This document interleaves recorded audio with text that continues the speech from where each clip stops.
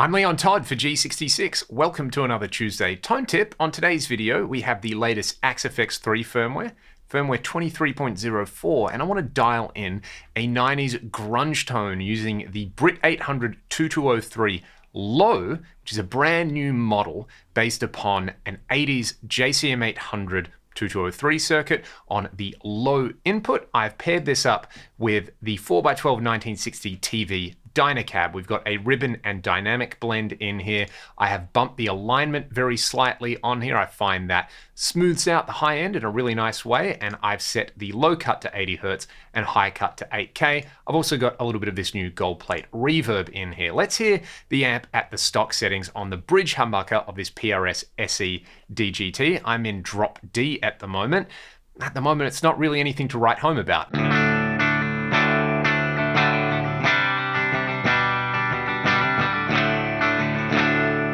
Very, very clean at the moment. So what I like to do and what I've been doing to get this particular sound is inspired by the way people would use the low input on these amps, where you crank the master volume up and then you use your gain control on the real amp as an overall volume. On the model, it's going to control the overall amount of crunch we get. Just taking the master up to 10 though with this setting, I think works really, really nice as a low gain rock crunch.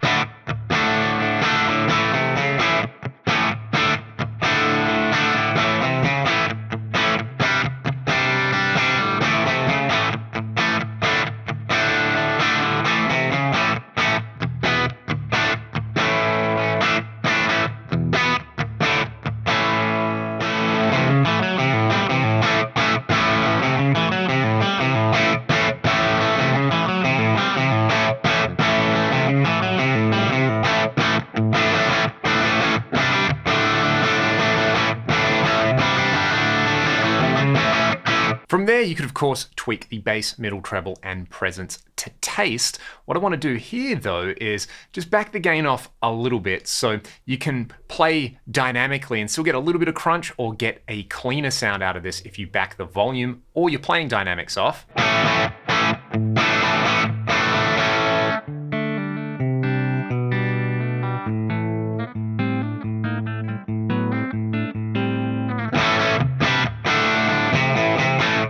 But what we want to do is bombard it with one of the filthiest drive models in the box, the Pi Fuzz. So let's just add a drive block in here. I've already selected the Pi Fuzz. We're mostly going to tweak the sustain, level, and tone on here, but there is one advanced parameter that I want to dive into over here. So let's just have a listen to what this does at the stock settings. Then I'm going to balance out the sustain, which is the amount of distortion, and the level. Again, the amp is set a little bit crunchy on there, so pushing a level boost out of this is going to drive the front end of the amp into natural distortion, whereas the sustain is going to be adding clipping in the drive pedal itself. So we can get some really interesting textures by balancing those out.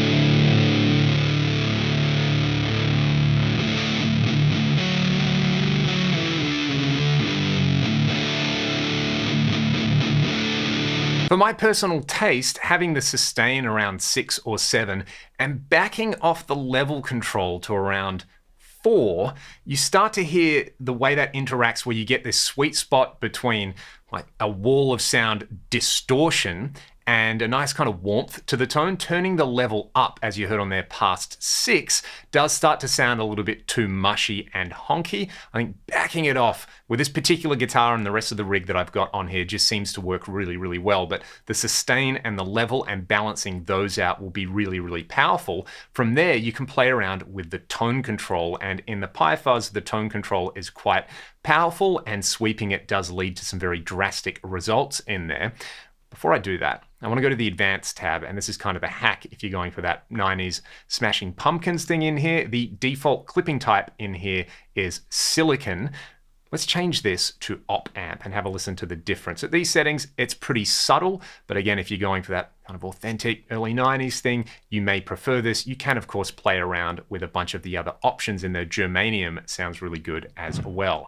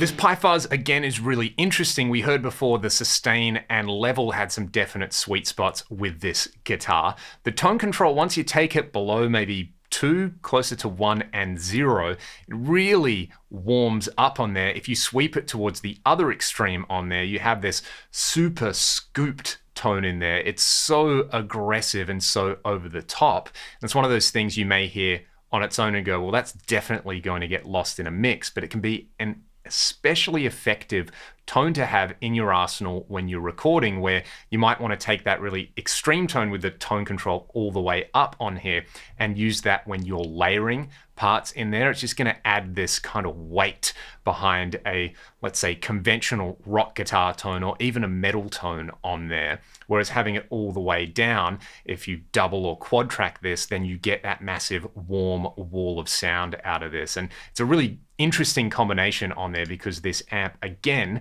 with the stock settings, is really, really underwhelming. Once you get the master up and the gain up, you get a little bit of crunch introduced in there, but there's still heaps of headroom. And then when you smash it with this like super not dynamic fuzz in here, there's these real particular sweet spots that seem to work really, really nicely. I mean, you can slap a delay at the end of all of this. If we go for, say, just like the stereo BBD or something like that, turn the mix up, turn the left-right time ratio to 75%, and you have yourself a really awesome, sweet, high-gain lead tone as well.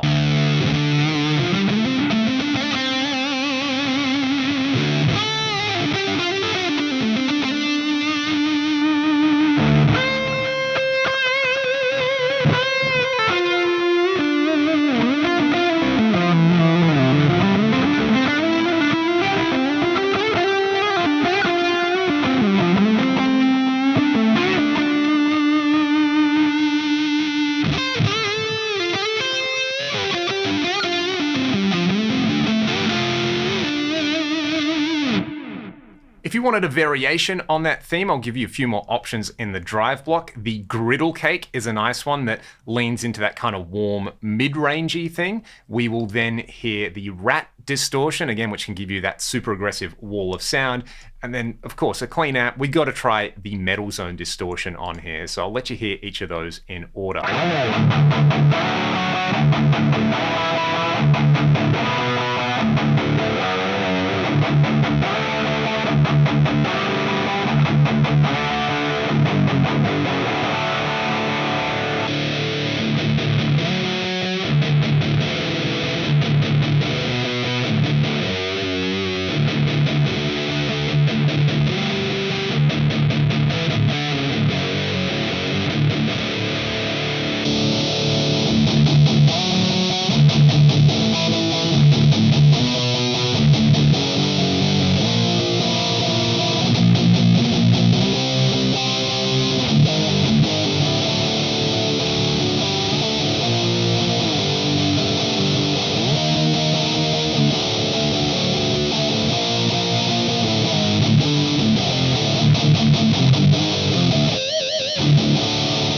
That one in particular really brings back some teenage garage band memories on there. I don't think any of these sounds are going to be everybody's cup of tea or everybody's daily driver kind of tone, but like I said earlier, they work amazingly well blended in a mix. They can add a massive wall of sound to your overall tone if you're quad tracking or double tracking, and they actually work well across a variety of different genres in there.